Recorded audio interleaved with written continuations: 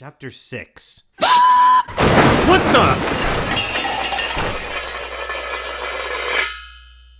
Sorry about that. I repeat. Chapter 6. Batty Koda. The meeting with the elders ended when Crysta promised to act more responsibly, and she flew off to find Pips. As she cruised through the forest, she breathed a sigh of relief that she hadn't been grounded. The thought of living in the forest without having the freedom to fly through it was too awful to even think about. She fluttered gracefully around the trees, enjoying the tangy scent of damp leaves and sweet wild ginger.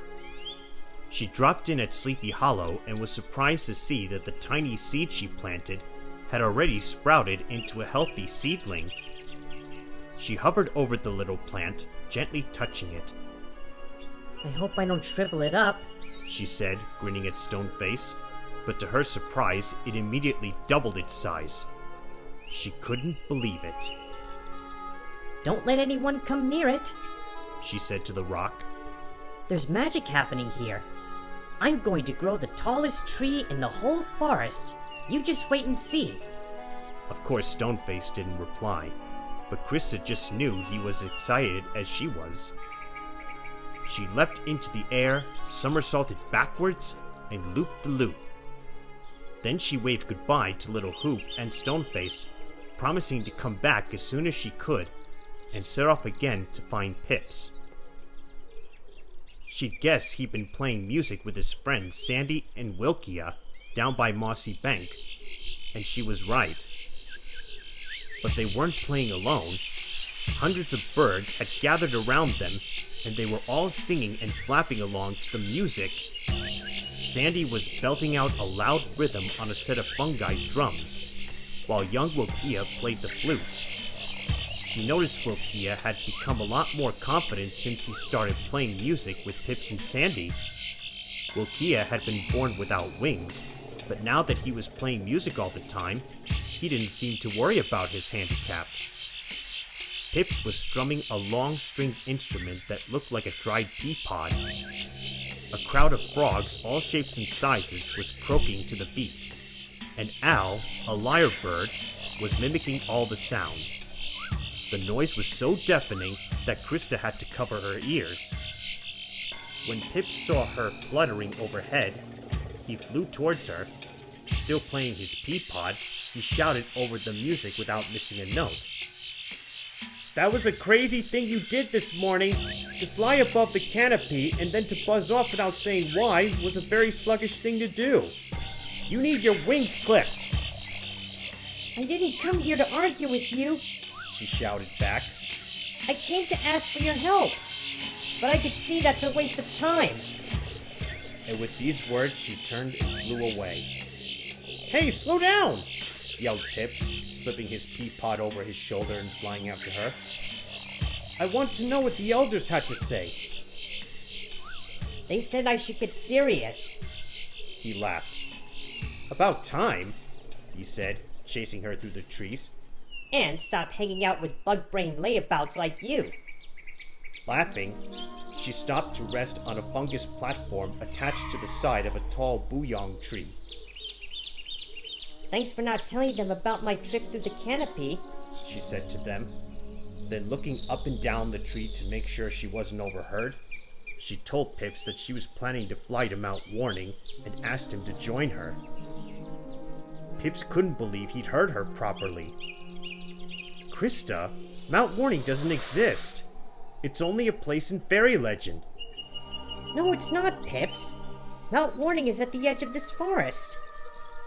"But there is no edge to this forest," he replied, deeply shocked by what she'd said. I know that's what we've been told, she whispered. But it isn't true. Pips, I've seen Mount Warning, and it isn't very far away at all. Please say you'll come with me. But before Pips could answer, a piercing scream of sheer terror filled the forest, and before they knew what had happened, a huge flying creature crashed into their tree, ripping their little fungus platform out from under them. Crysta yelled as she was flung out of the tree, but Pips grabbed her in midair and pulled her along after him. "We've got to follow it!" he shouted.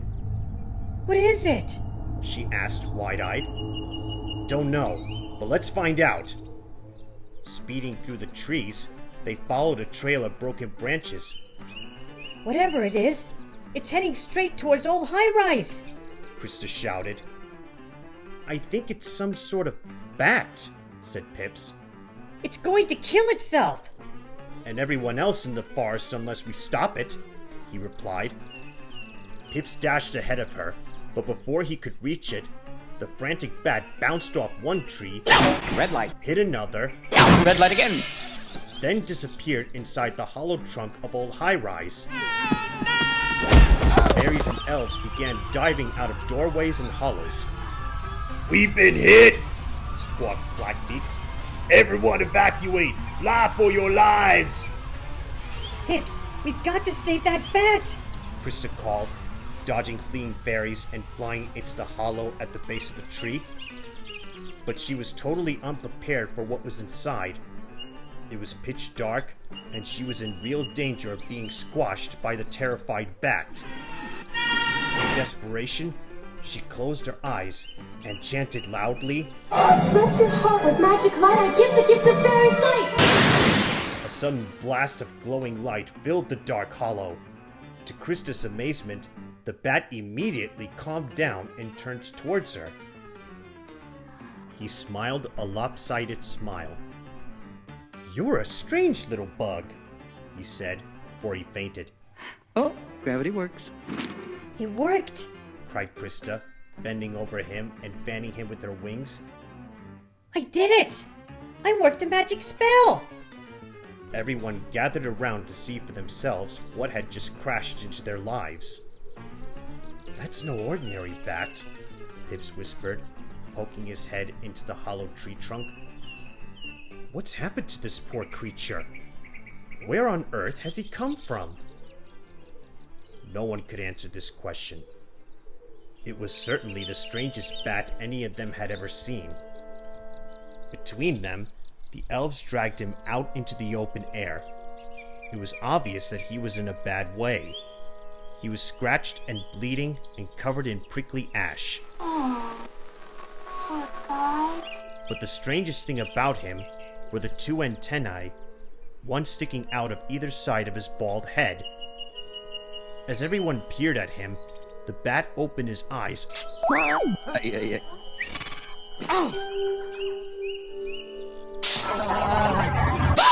and shrieked. Crysta did her best to reassure him that he was safe, but he wouldn't stop shivering. His antennae clicked together and sparked alarmingly, and he started to speak in such a garbled way that no one understood a word he said. Things like, "Gimme gamma inspiration." and Primary testing laboratory. No! Pass the probe. Graduate students, all gather forward. No! made absolutely no sense to anyone. "Well, isn't this a bit of the unusual?" Crysta's father muttered nervously. Father, I gave him fairy sight with my magic. It worked. I fixed him. "Did you now?" he replied, staring at the bat's spinning eyeballs. "Well, don't fix anybody else." Do it! The bat continued to chatter incoherently. Just do it! The crowd of fairies and elves moved closer, Hello there. It's all right, we won't hurt you. said Crysta, gently stroking him. Responding to her touch, the bat finally relaxed a little. Do you have a name, friend? Asked Grandfather Ash. The bat looked to Crysta for reassurance, and she smiled at him. It's all right. She said. I promise no one's going to hurt you. The antennae clicked together. "The name is Koda. Batty Koda. I'm a cosmic quavo." I'm a nocturnal placental flying mammal, a member of the family of Pterodidii, or Pterodidni. If you can't tell, I'm a bat! Yes, I am! And they used to call me Batty. Batty Koda. A bat, in fact, is where I'm at. And where did you say you were from, Batty? Grandfather Ash asked. But once again, Batty exploded into gibberish. From Where's anybody from? He jabbered. The chicken or the egg? But that's a scrambled idea.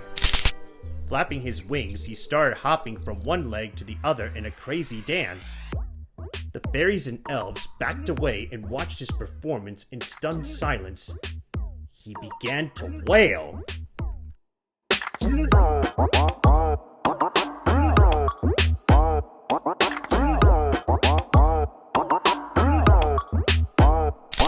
Yo, I'm a freak from a laboratory, a freaky fruit bat, as you can see. But now I'm here and flapping free, and my story will tell you what happened to me. I've been brain fried, electrowired, infected and injected and terrified. I've been flatlined and disconnected, mummified and resurrected. Sure, I'm a dingbat, but I'm a cool cat, 'cause I'm a fruit bat, that's where I'm at. Now hang a fang while I flap my jaw. Excuse the slang and I'll tell you more. I'm rude, I'm nude, I'm even tattooed. I'm scatty, Batty Koda, one groovy dude. I've been bent out of whack and immunized, polarized and sterilized, hypnotized and humanized.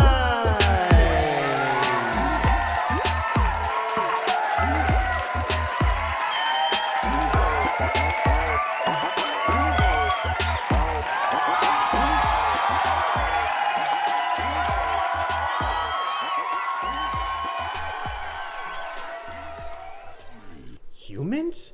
Crysta cried. Did you say Humans? Now the crowd of fairies and elves all started talking at the top of their voices. It seemed everyone remembered something about humans from the old human tales. That is, all except Patty, who was a baby Padmelon, and still lived inside his mother's pouch, and didn't know much about anything. What's a human tale? He asked. Don't know, his mother replied nervously. But I'm sure it wouldn't be as long as ours. Human tails. Humans don't have tails. They have big, big bottoms that they wear with bad shorts. They walk around going, "Hi, Helen!" I know what humans were like. Called Granny Belladonna. They were friendly spirits who lived in the sky.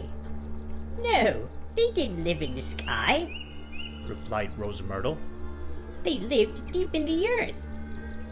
I always thought they lived in the water. Said Lily. To quiet everyone down, the three elfin elders stepped forward. Humans are extinct, shouted Elwood. Long gone, Vanished. said Grandfather Ash. But this information only added to the arguments about humans and where they'd vanished to.